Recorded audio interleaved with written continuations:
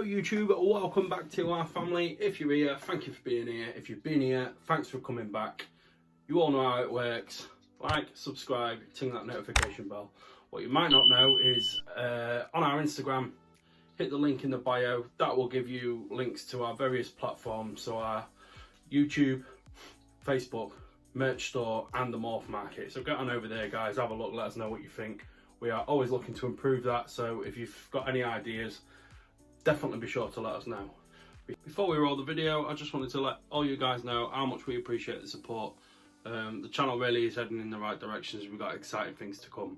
So let's roll that intro and let's get down to today's video.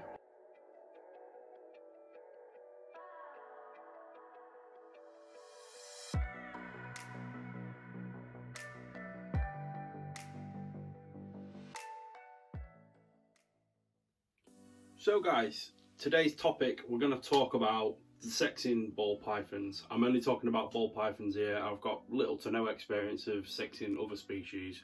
I'm strictly just talking about ball pythons. I've got a good technique with it. I've got it down.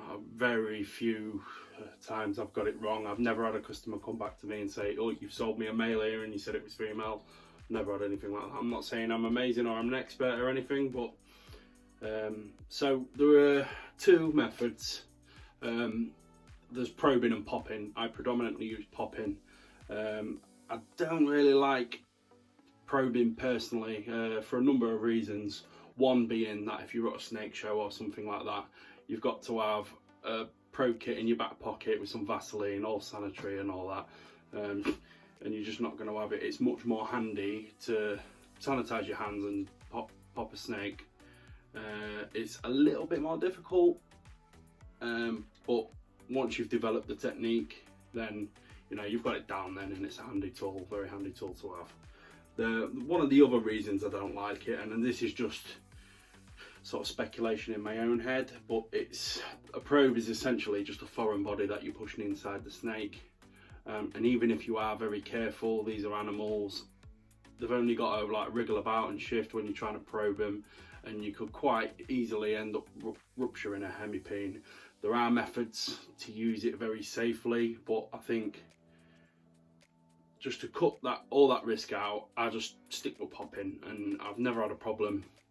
One thing that I will say is when you're learning how to pop, don't overdo it. A lot of times you'll be trying and nothing's happening. I think if you go for 3 strikes and then just leave that snake alone for a week and then try again, you know, it's not going to come overnight, but have a go 3 times. If you've not managed to do it, or if you've not managed to see any peens, or if you've not managed to tell whether it's male or female, and just leave it alone, come back to it in a week or so. Let the you don't want to like sort of aggravate that area of the snake. And if you've got multiple snakes, you can 3 goes on one, 3 goes on another, and it just sort of limits the stress on the animal.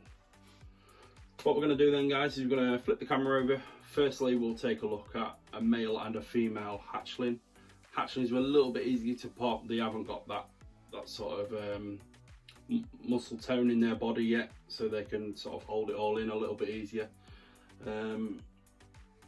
That being said, I don't recommend practicing this method too much on hatchlings, because they're obviously the ones that are more sort of less resilient to someone who's a little bit more heavy-handed.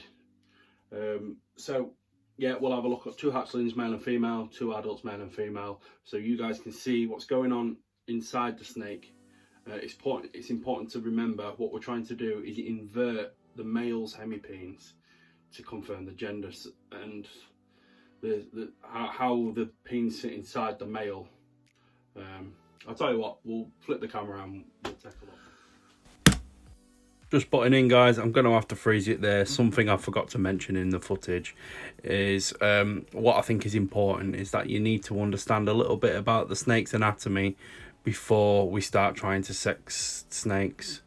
And what I mean by that is I think where a lot of people go wrong is they don't understand where the penes sort of lie within the snake's tail, and when they're trying to pop it, what they're actually trying to do is push the peens the wrong way down the snake. They're sort of pushing it towards the tail.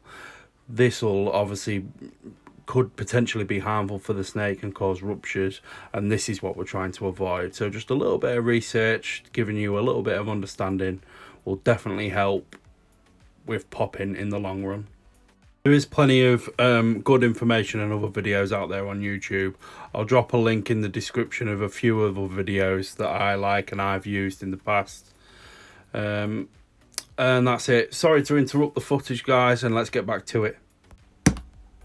Right then, guys, so first things first, start off with a nice clean surface. I have already sexed this one. I know it's a male, but just to show you guys, just one thing to bear in mind when you're sexing hatchlings, these are hatchlings, and you know, just remember to be delicate with them. So the first things first, I'm using this finger and my thumb. So I bend the tail over my finger like that to sort of partly open the cloaca. And then I'm just resting my thumb sort of 3 or 4 ventral scales back from the cloaca, and then with my other hand, my other thumb, is I'm pinching that section and I'm rolling back. Oh, we've got a bit of urates there, that happens. There, look, I don't know if the camera is picking that up at all, but we have got 2. Oh, that's coming out really badly on there, but there's 2 inverted hemipenes. They are very small on hatchlings, but it's really clear that they are there. Okay, so once, this guy's peeing all over me. Once you've got the technique down, it is literally just bum, and then there it is, straight away. I'm thinking how that's looking there, it's going to be more obvious on the adults. Another hatchling female. Same again, so I'm bending the cloaca over my forefinger. Pressure on the front. Oh, this one's got urates as well, you want that out of the way. And I'm just doing that roll, and there's nothing popping out here, and I can actually see the scent glands on this female. You might struggle to make it out on this because it's quite difficult to see, but they are there. Right, I'm going to do 2 adults now, and I'm hoping you'll be able to see that much clearer.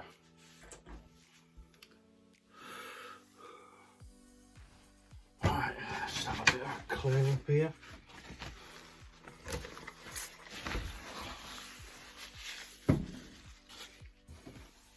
It is a messy business sexing snakes sometimes, so once this guy's relaxed, same technique again, is I will bend his cloaca over the forefinger, pressure here, and then pressure on the thumb, and then this section is where,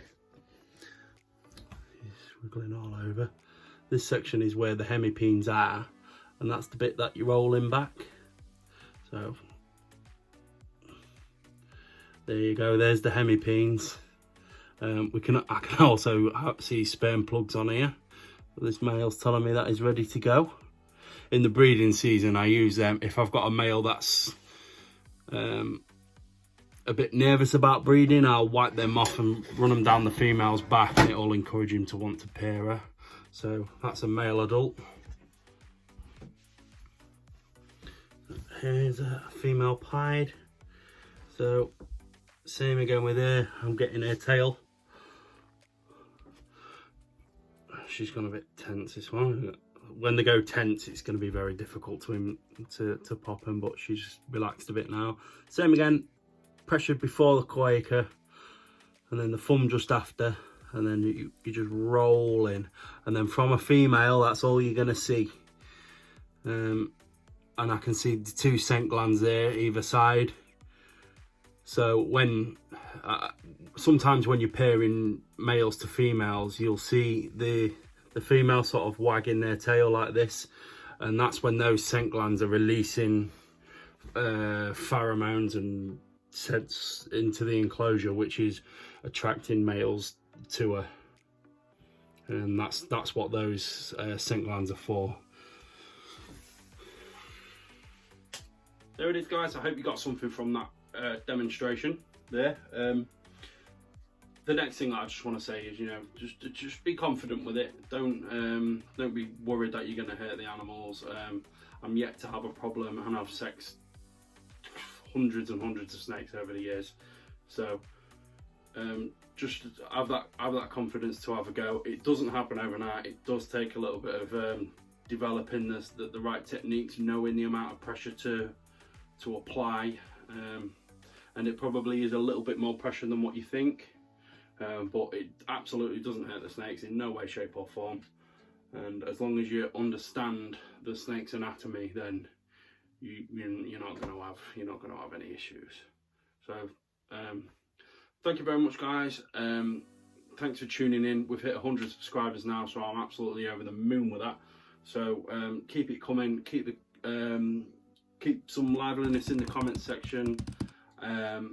I'll do my best to get around to everyone. So far, I believe I've answered every question that's come my way. So it's still at a level that I can maintain. So thank you very much, guys, and I'll see you on the next one.